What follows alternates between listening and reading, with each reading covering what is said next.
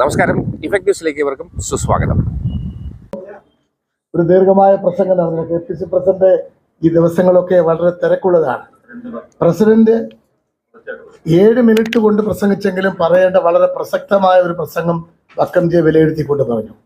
മുരളി സാറാണെങ്കിൽ ഓർമ്മകളിൽ നിന്ന് ചകഞ്ഞെടുത്ത ഒരുപാട് കാര്യങ്ങൾ നമ്മളെല്ലാം ചിന്തിപ്പിക്കാനും ചിരിപ്പിക്കാനുമായി പറ്റുന്ന ഒരുപാട് കാര്യങ്ങൾ പറഞ്ഞു.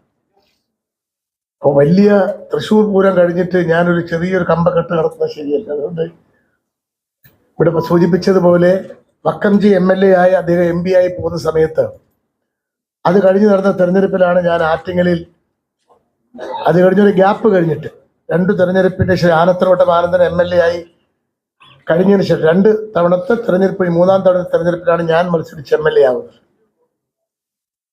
ഞാൻ MLA ആകുമ്പോൾ ഞാൻ മത്സരിക്കുന്ന സ്ഥലത്ത് അദ്ദേഹം ആലപ്പുഴയിൽ നിന്നും എനിക്ക് വേണ്ടി പ്രസംഗിക്കാൻ ഇവിടെ വന്നിട്ടുണ്ട്.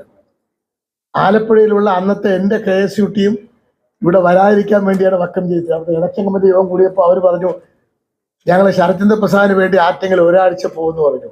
വക്കംജി പറഞ്ഞു, ശരത്തിന് വേണ്ടി ഞാൻ 2 ദിവസം മുതൽ നിങ്ങളാരും ഇവിടെ നിന്ന് പോയിരുന്നു പറഞ്ഞു.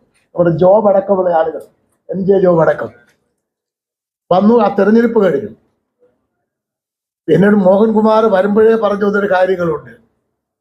ഒരുപാട് കാര്യങ്ങളൊന്നും പറയണ്ട, ചുരുക്കി മാത്രം പറഞ്ഞാൽ മതി എന്ന് പറഞ്ഞു. ഞാൻ ചുരുങ്ങണം എന്ന് പറഞ്ഞത് വക്കംജിയായി ബന്ധപ്പെട്ട ഒരുപാട് കാര്യം.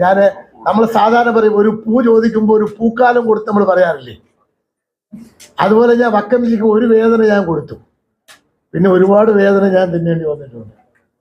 വേറൊന്നുമല്ല, ഞാനത് അദ്ദേഹത്തിന്റെ വീട്ടിൽ പോയി അതിൽ പശ്ചാത്താപം ഞാൻ പറഞ്ഞിട്ടുണ്ട്. നമ്മുടെ പാർട്ടിയുമായി ബന്ധപ്പെട്ടുള്ള ഒരു സമയത്ത്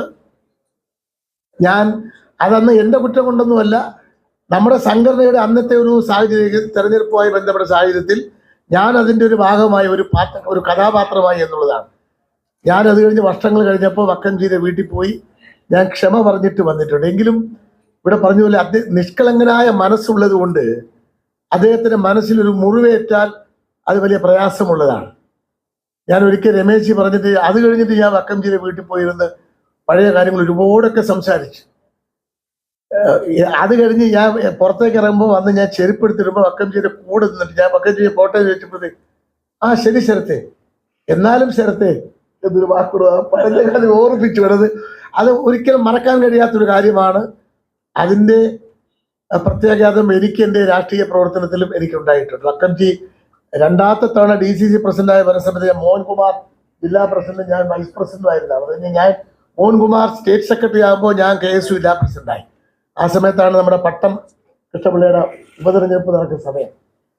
അന്ന് വിദ്യാർത്ഥികളുടെ യോഗം വിളിച്ചു കൂട്ടുമ്പോൾ ഞാൻ അധ്യക്ഷനായിരുന്നുകൊണ്ട് പ്രസംഗം നടത്തിയപ്പോൾ വക്കംജി എഴിച്ച് അതന്ന് വിദ്യാർത്ഥികൾക്ക് പ്രോത്സാഹനം തരാൻ, ഞാൻ അങ്ങനെ വലിയ കാര്യമൊന്നും പറഞ്ഞില്ല. ഇത് ജയിപ്പിക്കേണ്ടത് അന്നത്തെ കോൺഗ്രസിന്റെ ഒരു ആവശ്യമാണ്, കോൺഗ്രസ് ഐയുടെ ആവശ്യമാണെന്ന് പറയുമ്പോൾ വക്കംജി അടിച്ച്, ഇതാണ് വിദ്യാർത്ഥികളുടെ രാഷ്ട്രീയ ബോധം, ശരത്ത് പറഞ്ഞില്ലേ, അതാണ് അതിന്റെ ശരി, അതാണ് അതിന്റെ പൊളിറ്റിക്കൽ ആംഗിൾ എന്ന് പറഞ്ഞ് അവിടെ ഇരുന്ന് ഞങ്ങൾക്കെല്ലാം പ്രോത്സാഹനം തരുന്ന തരത്തിലാണ് അദ്ദേഹം സംസാരിച്ചത്. ഞാൻ പിന്നെ സ്കൂളിൽ പഠിക്കുന്ന സമയത്ത് അദ്ദേഹം എമർജൻസി സമയത്ത് മന്ത്രിയായിട്ടാണ് എൻ്റെ നാട്ടിൽ കാരാളി പേട്ട പ്രദേശത്തൊക്കെ കൃഷിമന്ത്രിയായി. അന്ന് യൂത്ത് കോൺഗ്രസിന്റെ ഒരു വലിയ കൊണ്ടുകയറ്റം ഉണ്ടായിരുന്നു.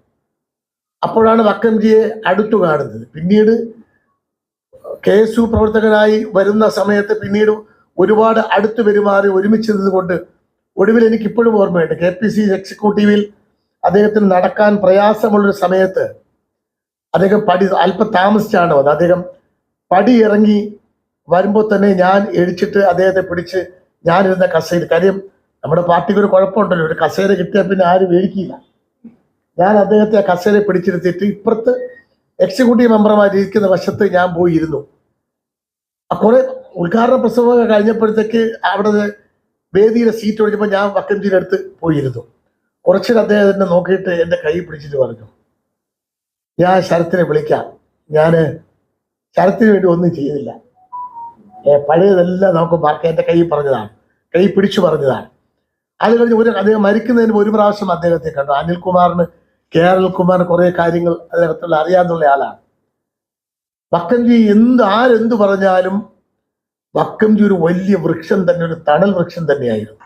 ഇന്ത്യൻ നാഷണൽ കോൺഗ്രസിന് ഈ തിരുവനന്തപുരം ജില്ലയിൽ ഒരുപാട് ബന്ധങ്ങൾ സാമൂഹ്യമായ ചുറ്റുപാടുകളിൽ ഒരുപാട് ബന്ധങ്ങൾ ഉപയോഗിച്ച് കോൺഗ്രസിനെ സഹായിക്കാൻ വേണ്ടി ഒരുപാട് കാര്യങ്ങൾ ചെയ്യാൻ കഴിയുന്ന ആളായിരുന്നു. അദ്ദേഹത്തെ ഒരു ഘട്ടത്തിൽ നാളത്തെ മുഖ്യമന്ത്രി ആയിരിക്കും, ശങ്കറിന് ശേഷം മുഖ്യമന്ത്രി ആയിരിക്കും എന്ന് വരെ ചിന്തിച്ച ഒരു കാലഘട്ടം ഉണ്ടായിരുന്നു. കോൺഗ്രസ് പാർട്ടി സ്വാഭാവികമായി അതിന്റെ ചില മാറ്റങ്ങളൊക്കെ വന്നു വരുന്ന സമയത്ത് സ്വാഭാവികമായി പുതിയ തലമുറകൾ വരുന്നു, അല്ലെങ്കിൽ പഴയ തലമുറയിൽപ്പെട്ട ആളുകൾക്കുള്ള ബന്ധങ്ങൾ അങ്ങനെ വന്ന് മുന്നോട്ട് പോയി. എങ്കിലും ഇവിടെ APC പ്രസിഡന്റ് പറഞ്ഞതുപോലെ, മോഹൻകുമാർ പറഞ്ഞതുപോലെ, കേരളത്തിൽ എവിടെ ചെന്നാലും, കേരളം വിട്ടു ചെന്നാലും അവിടെ വക്കംജിയുടെ പേരുണ്ട്. വക്കംജിയുടെ നാമധേയം കുത്തിവെച്ച ആൻഡമാനിൽ ചെന്നാലും ഒരുപാടുണ്ട്. അപ്പൊ അതുകൊണ്ട് വക്കംജിയെ നമുക്ക് ഒരിക്കലും തിരുവനന്തപുരം രാഷ്ട്രീയത്തിൽ, കേരള രാഷ്ട്രീയത്തിൽ വക്കംജി ഒരിക്കലും മറക്കാനില്ല. കോൺഗ്രസ് 78-ൽ രണ്ടാകുമ്പോൾ അദ്ദേഹം ഇന്ദിരാഗാന്ധിയോടൊപ്പം, ലീഡറോടൊപ്പം നിന്നു. ഇടയ്ക്ക് പിന്നീട് ദേശീയ തലത്തിൽ ദേവരാജ അറസ്റ്റിന്റെ വിഷയം വന്നപ്പോഴാണ് ചെറിയ ചലനങ്ങളും മാറ്റങ്ങളും പിന്നീട് ഉണ്ടായത്. പക്ഷേ അദ്ദേഹം കേരളത്തിൽ കോൺഗ്രസ് ഒരുമിക്കുന്ന കാര്യത്തിൽ വയലാർജി അടക്കമുള്ള ആളുകൾ നിലപാടുകൾ എടുത്തപ്പോൾ വക്കംജിയും അതേ നിലപാടുകൾ എടുത്തുകൊണ്ട് അതിശക്തമായി കോൺഗ്രസിന്റെ സമ്മേളനങ്ങളിൽ അദ്ദേഹത്തിന്റെ ശക്തമായ ഇടപെടലുകൾ ഒരുപാടുണ്ടായിരുന്നു. ആ വക്കംജിയെ കോൺഗ്രസ് പ്രവർത്തകർ എന്നുള്ള നിലയിൽ നമുക്ക് ഒരിക്കലും മറക്കാൻ കഴിയില്ല. അദ്ദേഹത്തിന്റെ ഓർമ്മകൾക്ക് മുമ്പിൽ ആദരാഞ്ജലികൾ അർപ്പിച്ചുകൊണ്ട് ജഗദീശ്വരന്റെ സന്നിധിയിൽ, തമ്പുരാന്റെ സന്നിധിയിൽ നിത്യശാന്തി ലഭിക്കട്ടെ എന്ന് പ്രാർത്ഥിച്ചുകൊണ്ട് എന്റെ വാക്കുകൾ അവസാനിപ്പിക്കുന്നു. വാർത്തകളും വിശേഷങ്ങളും ഇവിടെ അവസാനിക്കുന്നില്ല. കൂടുതൽ വാർത്തകളും വിശേഷങ്ങളുമായി വേണ്ടി കണ്ടുമുട്ടുന്നതിന് ഏവർക്കും നന്ദി. നമസ്കാരം.